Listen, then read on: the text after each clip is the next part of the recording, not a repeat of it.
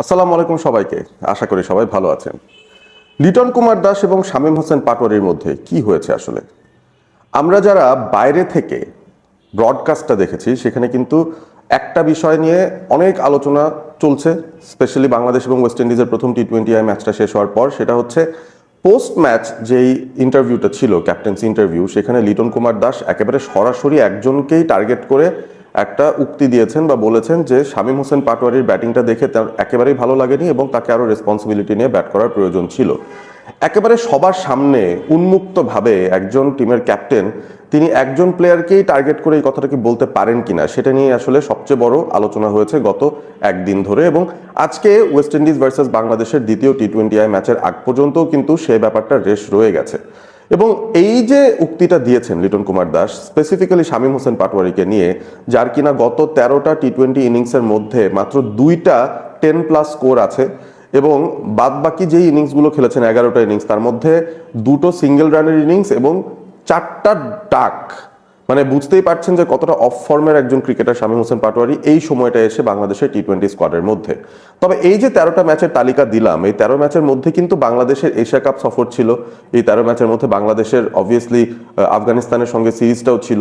So এইসবের ভেতর দিয়েও যেখানে বাংলাদেশ আসলে ভালো রেজাল্টই বের করে এনেছে, সেই জায়গার ভেতরেও শামীম হোসেন পাটোয়ারির পারফরমেন্স বেশ মলিন ছিল।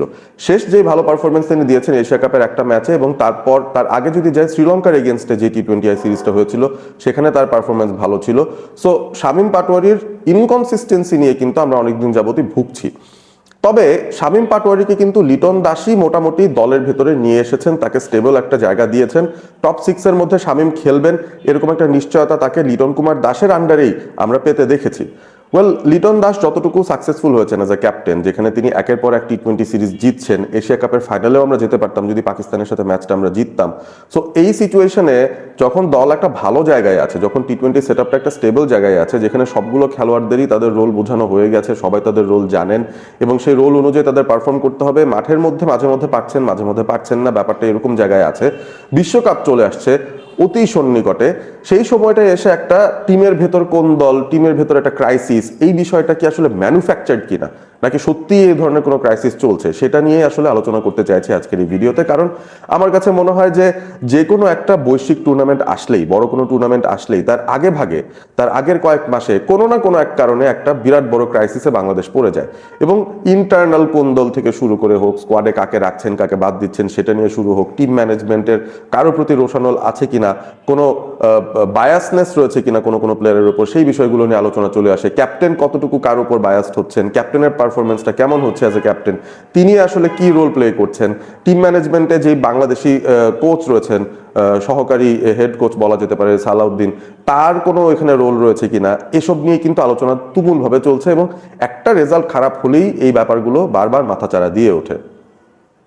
বাংলাদেশ ম্যাচ জিতে থাকলে কিন্তু এই বিষয়গুলো নিয়ে খুব একটা আলোচনা হয় না, আমরা ক্রিকেটীয় বিষয়গুলো নিয়েই পড়ে থাকি।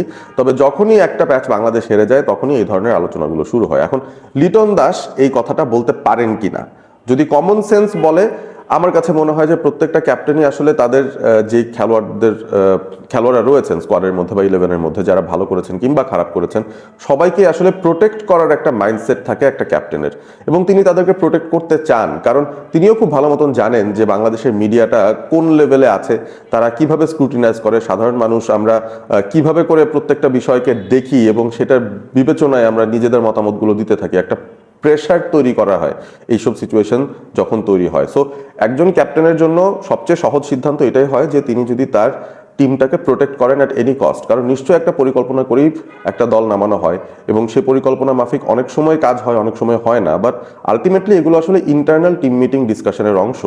এইটা আসলে একদম মানুষের সামনে, in front of the public, in front of the media প্রকাশ করার বিষয় হয়তো নয়।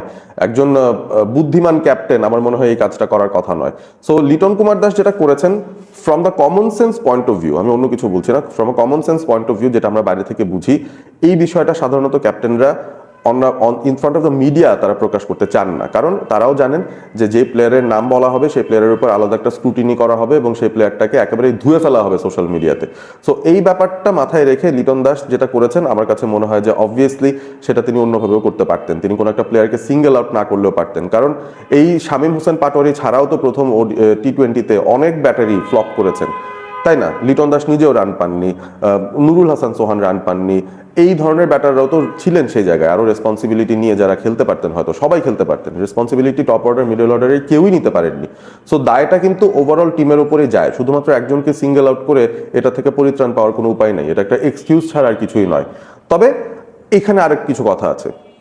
আপনি ধরেন একটা ক্লোজ নিট ফ্যামিলির মধ্যে আপনার পরিবার পরিজনের সবার সঙ্গে তো এক ধরনের কেমিস্ট্রি থাকে, ডিফারেন্ট ডিফারেন্ট কেমিস্ট্রি থাকে, এবং লিটন এই জায়গাটাতে অ্যাজ এ ক্যাপ্টেন হিসেবে আছেন। এছাড়াও তিনি কিন্তু অনেকেরই বড় ভাই, এই যে তানজিদ তামিম রয়েছেন, পারভেজ ইমনরা রয়েছেন, শামীম পাটোয়ারি রয়েছেন, যারা বেসিক্যালি ওই অনূর্ধ্ব-19 বিশ্বকাপ জয়ী ব্যাচের সদস্যরা রয়েছেন, তারা কিন্তু জুনিয়র এই লিটন দাস কিংবা তাসকিন কিংবা মুস্তাফিজের চেয়ে। সুতরাং লিটন কিন্তু বড় ভাইয়ের মতো একটা শাসনমূলক একটা ব্যাপার কিন্তু বলতেই পারেন। যারা ইনসাইডার্স রয়েছেন, যারা জার্নালিস্ট রয়েছেন, যারা ভেতরকার খবর একটু বের করার চেষ্টা করছেন, তাদের বেশ কিছু মানুষের সঙ্গে আমার আলোচনাও হয়েছে, তারা কিন্তু সেখান থেকে জানিয়েছেন যে বিষয়টা একেবারেই ভুল। সবাই যে বলছেন যে আসলে এটা একটা কোরাম, এটা আসলে একটা সিন্ডিকেট, জাকের আলীকে দলে ঢোকানোর জন্য একজনকে স্কেপগোট বানাতে হবে, এই কারণেই শামীমকে কাট করে দাঁড় করিয়ে লিটন দাস তাকে সরাসরি ব্লেম দিয়ে তাকে বাদ করার একটা সিস্টেম তৈরি করছেন। আমার কাছে মনে হয় যে এই বিষয়টা নিয়ে আমাদের আরেকটু ক্রিটিক্যালি চিন্তা করার বিষয় রয়েছে। জার্নালিস্টরা কি বলছেন? তারা বলছেন যে ব্যাপারটা ভুল, কারণ লিটন কুমার দাস তিনি শামীম হোসেন পাটোয়ারিকে প্রচন্ড রকম পছন্দ করেন, প্রচন্ড রকম স্নেহ করেন, এবং শামীমকে তিনি সুযোগটা দিতে চান। এবং টিমের যে ব্যালেন্সটা দেখেন, টিমের ব্যালেন্স অনুযায়ী কিন্তু এই টপ 6-এর ভেতরে মিডল অর্ডার বা নাম্বার 6-এ 5-6-এ এরকম একজন লেফট হ্যান্ডেড ব্যাটারকে প্রয়োজন আছে, যিনি সহজাত স্ট্রোক প্লেয়ার। ঠিক আছে, তিনি হয়তো এখন ক্লিক করছেন না, তবে এমন কিছু ম্যাচও হতে পারে যে ম্যাচগুলো তিনি আসলে বের করে দিতে পারেন। বের করে নিয়ে আসার জন্য তো কনসিস্টেন্ট থাকা লাগবে, সেই কনফিডেন্সটা আসলে টিম ম্যানেজমেন্টকে তার দিতে হবে, সেটা এখনো পর্যন্ত দিতে পারছেন না, সেটা সত্য কথা।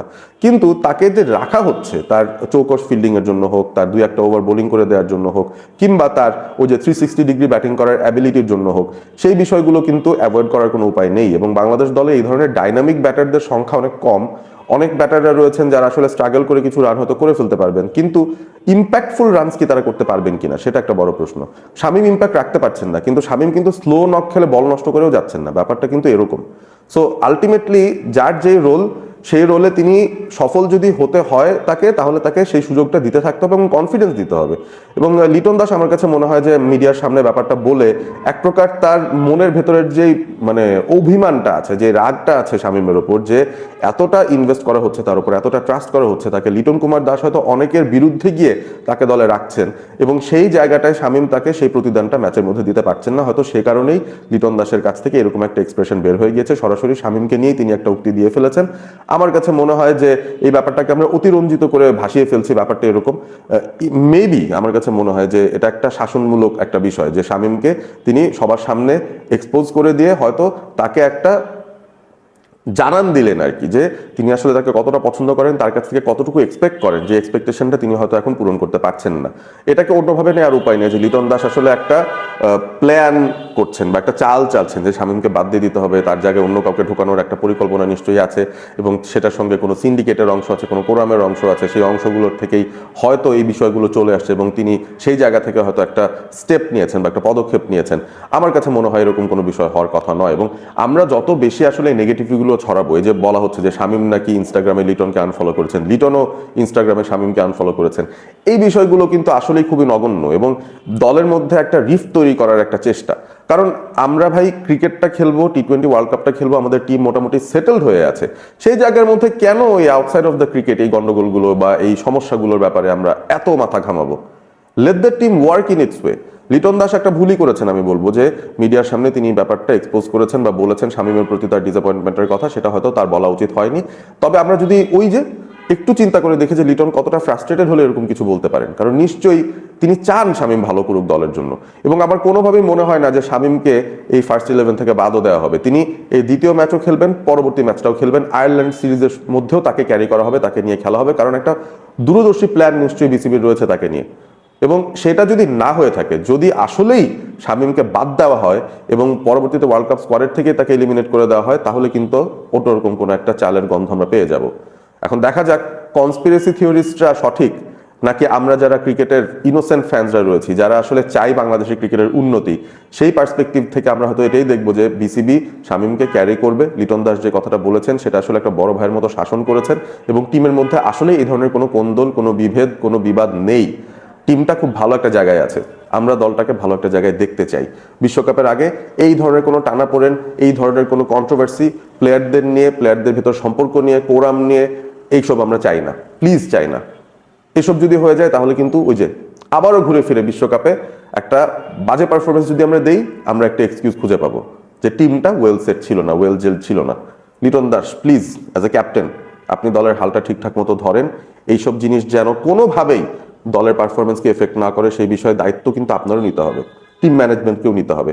এবং শামীম পাটোয়ারির প্রতিও আমার একটা রিকোয়েস্ট, যে সুযোগটা এখন পাবেন আপনি আপনার সেরাটা প্লিজ দিয়ে দেন।